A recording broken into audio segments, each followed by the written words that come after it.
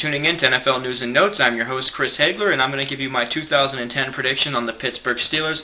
But first, giving you a 2009 recap. Now, the team finished 9-7. The big headliner was Troy Polamalu going out very early. He only played in 5 games.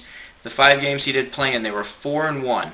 The only game they lost was to Cleveland, which was a kind of a shock game. They could have gone 5-0, in my honest opinion. They should have been 5-0 with Polamalu in there. Still, despite that, they are the 5th-ranked defense. They were the 16th in the pass. That shows you where the problem was. They were kind of picked apart without having Polamalu back there. But they were 3rd-ranked in the run, which is not surprising. The defense is very good at stopping the run. 2nd in sacks in the NFL. But the interceptions is where they got in trouble. 25th ranked in the NFL. They only had 12 interceptions all year long, and Polamalu had 3. So in 5 games, he made up a quarter of the interceptions the team had. So that shows you the type of playmaking ability that Troy Polamalu does possess this defense. Offensively speaking, they were very good. They were 7th ranked overall, 9th in the pass offense, 19th in the run offense. They had the 12th ranked scoring offense, so very respectful numbers.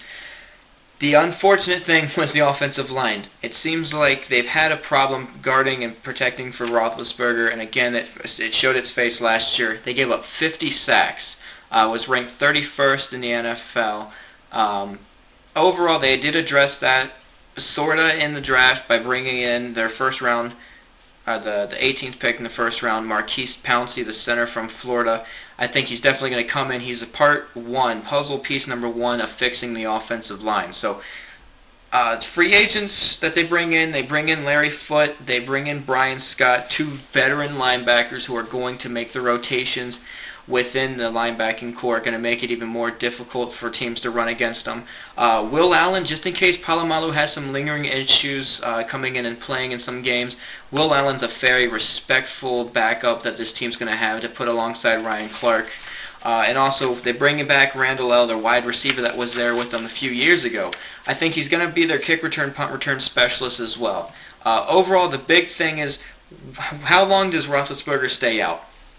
I'm making the prediction that he's going to be out 4 games. I think he's going to serve a 4-game suspension, in which case you're at home against Atlanta, you're at Tennessee, at Tampa Bay, home against Baltimore.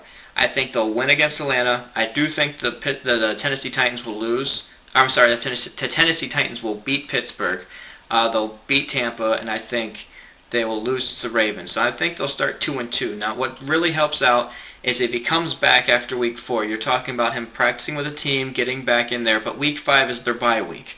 So that gives him an extra week to prepare. It gives him an extra week to get the team chemistry back and get all cylinders rolling. And then their week 6 game is against the Cleveland Browns. So it's definitely going to really help Roethlisberger coming back and not playing a very tough opponent. It is a division rival, and the division games are always tougher than most games, but it's better than playing a Ravens team or a Cincinnati Bengals team. Week 6 at Miami. Now, if he doesn't come back until after Week 6, I think they'll be 3-3 at that point. With Roethlisberger, they can beat Miami. Without him, I don't see it really possible. I'm going, like I said, prediction off him coming back, serving a 4-game suspension. I like them team at 11-5. Without him, I'm going to go 10-6 if he doesn't come back till Week 6. But I say 11-5 is my prediction because I think he'll be back by week 6. I think he'll be back. So that is my prediction for the Pittsburgh Steelers. Now, will it be good enough to take this division? You're going to have to stay tuned into tomorrow when I give you my prediction for the Baltimore Ravens. Are the Ravens a favorite to take number 1 or 2 seed in the AFC Conference? Or are they not even going to be able to win the division? You're going to want to stay tuned in tomorrow when I give you my prediction for the Baltimore Ravens. Thank you guys for tuning in to NFL News and Notes. I'm Chris Hagler. Have a good day.